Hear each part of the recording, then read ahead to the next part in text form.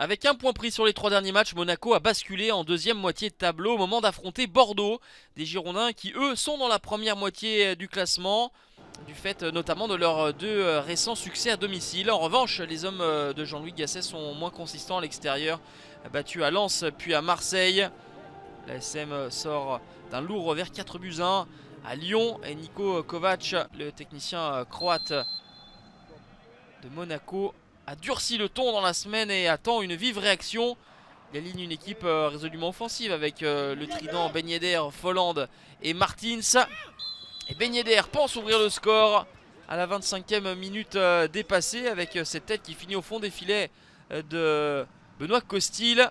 Mais l'arbitre de la rencontre, Monsieur Buquet, invalide le but de Ben Yedder et désigne le point de pénalty. Ben Yedder qui va transformer en prenant à contre-pied Costil. 6e réalisation pour l'attaquant international français, dont le 3e penalty transformé. Les 3 derniers buts de Ben Yedder ont été inscrits sur cet exercice. Ça fait 1-0 pour Monaco à la 28e minute. Des Monégasques lancés qui vont accélérer derrière et faire le siège de la surface de réparation girondine. La mauvaise relance des Bordelais avec le centre de Ruben Aguilar. Il paraissait trop long, mais Gelson Martins, le portugais, se jette bien pour redresser dans le but de Benoît Costil. Ça fait 2-0 à la demi-heure de jeu pour l'ASM. Le masque pour Jean-Louis Gasset, forcément il n'a que très peu goûté à cette relance dangereuse et qui est immédiatement sanctionnée. On passe par les côtés pour les Monégasques avec l'appel de Ben Yedder qui lève la tête et sert idéalement Kevin Folland. 31e minute, ça fait 3-0 pour Monaco. Costil complètement abandonné par sa défense. Les vagues rouges et blanches déferlent et les Bordelais complètement apathiques. Premier but en Ligue 1 Uber Eats pour Kevin Folland. Le ballon touché par Benito.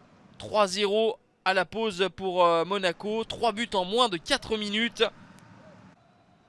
Les Monégasques ont fait mettre un genou à terre aux Girondins qui avaient pourtant pris l'habitude de bien défendre et à être solides défensivement. Eux qui avaient réalisé 6 clean sheets en 8 matchs jusqu'alors. Complètement dépassés. Des changements opérés par Jean-Louis Gasset avec les entrées de Zerkan, de Préville et Brillant, l'homme aux 100 buts en Ligue 1 Uber Eats. Mais la physionomie ne va pas changer. Les Monégasques vont se balader avec toujours autant d'espace. 58e minute, Folland inscrit un doublé et convertit le caviar de Gelson Martins. 4-0. Des Girondins qui passent complètement au travers cet après-midi à Louis II. On va en rester là.